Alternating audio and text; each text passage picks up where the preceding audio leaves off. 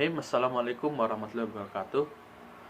Perkenalkan, nama saya Adi Sulpakar dari jurusan Ekonomi Syariah, Pasca Sarjana Universitas Islam Negeri Al-Uddin Makassar. Pada kesempatan kali ini, saya akan membahas tentang metode penyusunan kitab-kitab hadis. Sebelum masuk ke materi, saya akan menjelaskan apa itu hadis.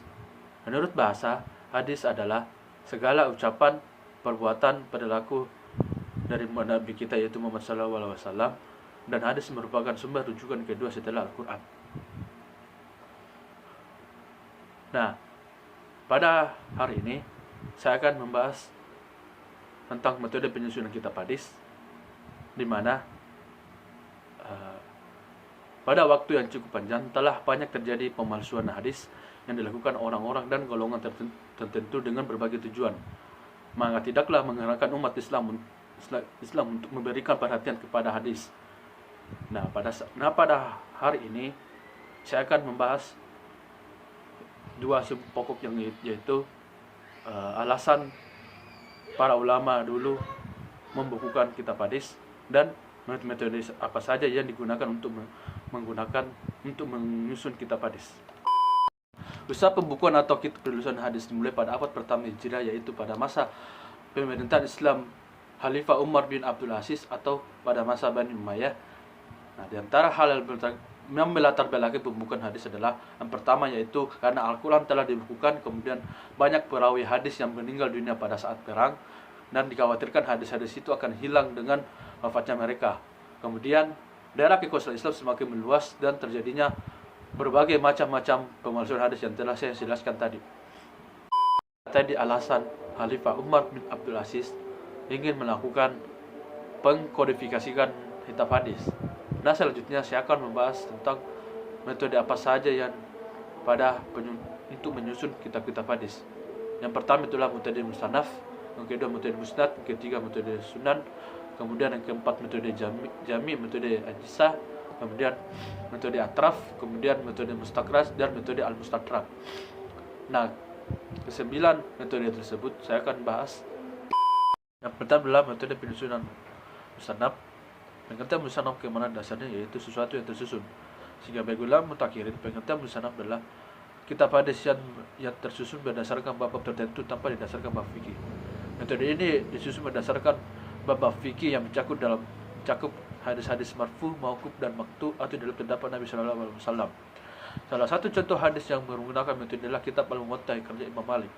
Secara eksplisit tidak ada pernyataan yang tegas tentang metode yang dipakai oleh Imam Malik dalam menghimpun kitabnya Al-Muwatta. Namun secara implisit dengan melihat paparan Imam Malik dalam kitabnya dapat diketahui bahwa metode yang digunakan adalah metode musannaf atau Muwatta. Di samping itu Imam Malik juga menggunakan tahapan-tahapan penyelesaian terhadap hadis-hadis yang disandarkan kepada Nabi, kepada sahabat atau fatwa sahabat, fatwa tabi'in, ijma' ahli Madinah dan pendapat Imam Malik sendiri. Meskipun Imam Malik telah berusaha selektif dalam memfilter hadis-hadis yang ia terima untuk dihimpun, tetap saja ulama hadis berbeda pendapat dalam memberikan penilaian terhadap kualitas hadis-hadisnya. Misalnya Sufyan bin Uyainah dalam Al-Suyuti mengatakan seluruh hadis yang diriwayatkan oleh Imam Malik adalah sahih karena diriwayatkan dari orang-orang yang dapat dipercaya. Berdasarkan kitab yang tahrij oleh M. Fuad Abdul Baqi, kitab Al-Muwatta karya Imam Malik terdiri dari 2 juz, 61 bab dan 1824 hadis. Metode yang kedua adalah metode musnad.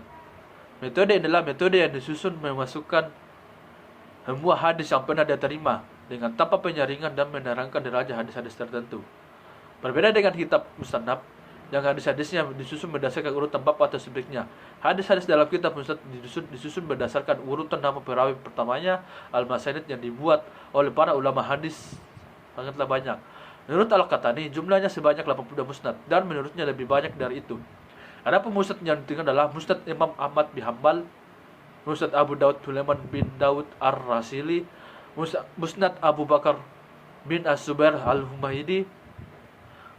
Musnad Ahmad bin Hanbal termasuk kitab termasyhur dan terbesar yang disusun pada periode kelima pada perkembangan hadis. Kitab ini melengkapi dan menghimpun kitab-kitab hadis yang ada sebelumnya dan merupakan satu kitab yang dapat memenuhi kebutuhan muslim dalam hal agama dan dunia. Metode yang ketiga adalah metode sunan. Metode sunan yaitu kitab-kitab yang disusun berdasarkan bab-bab tentang fikih dan hanya memuat hadis-hadis yang marfu saja agar dijadikan sebagai sumber bagi para fuqaha dalam mengambil sebuah kesimpulan. Sunan tidak terdapat penjelasan tentang sirah, akidah, manaqib dan lain-lain. Sunan hanya membahas fikih dan hadis-hadis hukum saja. Al-Kitana mengatakan bahwa kitab sunan berdasarkan bab-bab tentang fikih, mulai bab tentang imam, tahara, solat, zakat, puasa, haji dan seterusnya.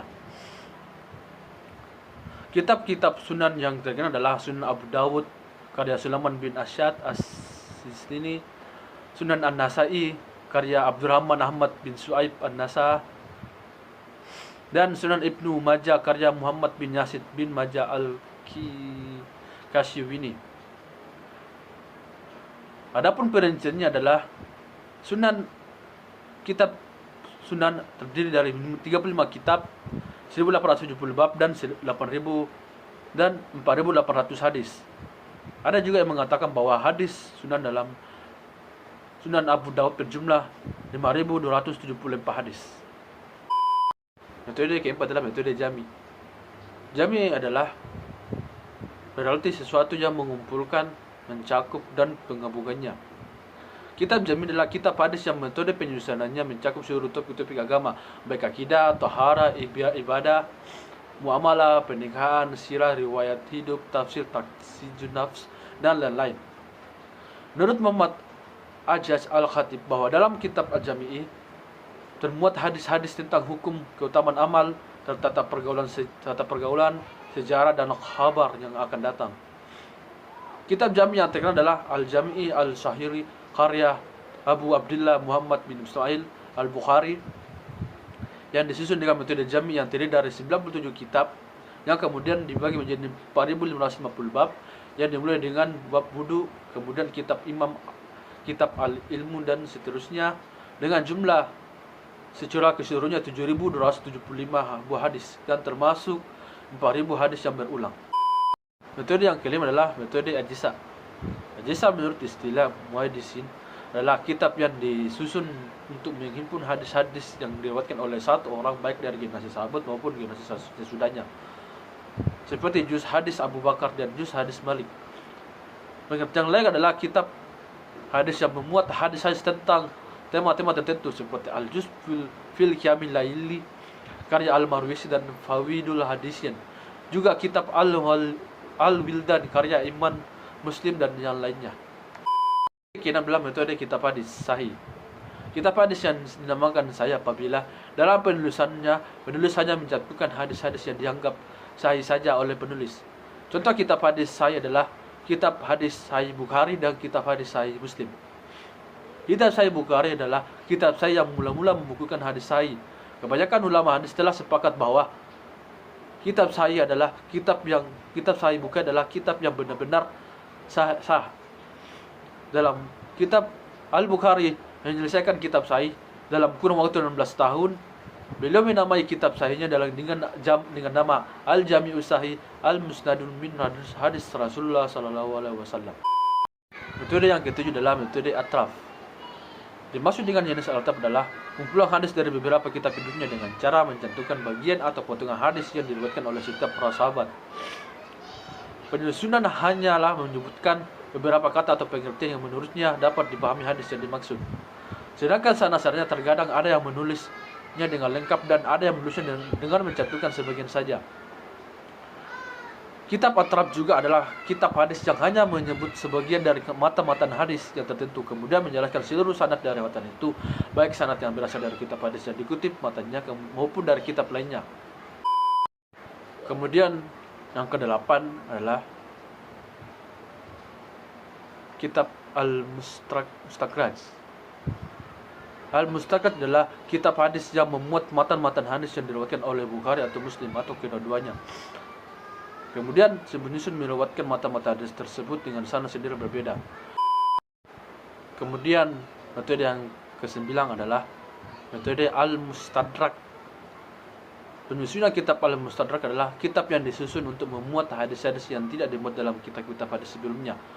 Padahal hadis itu sahih menurut syarat atau yang dipergunakan oleh ulama tersebut. Salah satu kitab Al-Mustadrak yang terkenal adalah Mustadrak ala Sahihani karya Al-Hakim Al-Naisaburi. Tadi hasil pemaparan materi saya. Semoga apa yang saya jelaskan tadi itu dapat dipahami walaupun hanya singkat. Semoga penonton dapat mengerti.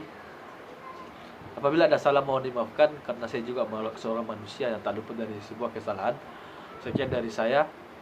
Wabillahi taufiq wal hidayah. Wassalamualaikum warahmatullahi wabarakatuh. Pertama yaitu metode musannaf. Metode musannaf adalah metode yang berisi bab-bab fikih. Metode yang kedua adalah metode musnad. Metode ini adalah metode yang disusun kita adalah metode musannaf. Pengertian musannaf kemana dasarnya yaitu